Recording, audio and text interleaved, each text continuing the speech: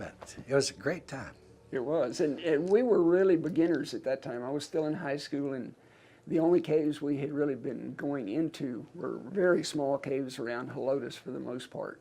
And so the chance to go to a big cave with cavers that had a lot more experience than we did, we were really impressed with the thought of being able to do that. Talked to Ms. Wiest at the time, later Ms. Heidemann, and she gave us the directions. We got to the cave and were really impressed. I mean, the natural sinkhole was real impressive, and all of us thought, you know, this has got to be part of a bigger cave, and so that was how we got started on it. And it was very isolated back here, very isolated. So close to San Antonio, but yet so far away. It was beautiful. Loved it. So we talked to Clara, and she wasn't too sure. You were with me, right? yes, And on that first trip. this is my recollection. Yeah. She wasn't too sure about letting us go on.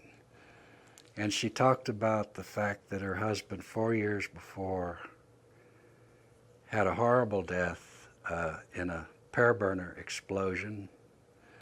And I felt sorry for her, and I could tell she was having a tough time.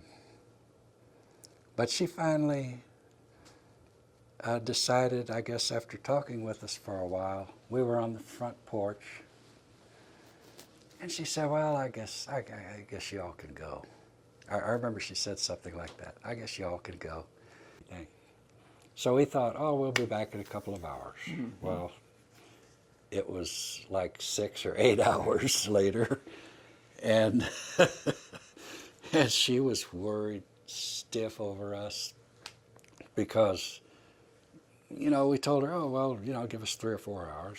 But it had turned out to about 6 or 7. Came out, talked to her, but by that time we had concluded that this was a lot more cave than anybody had expected.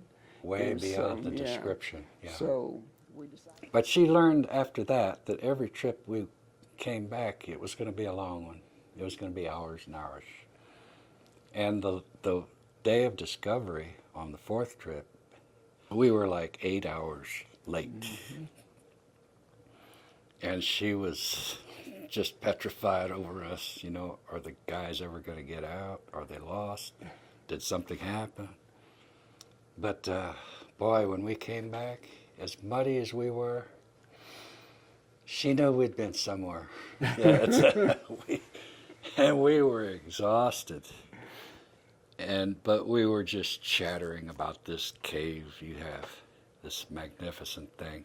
It's as beautiful as Carlsbad. It's not quite as big, but it's more beautiful than Carlsbad.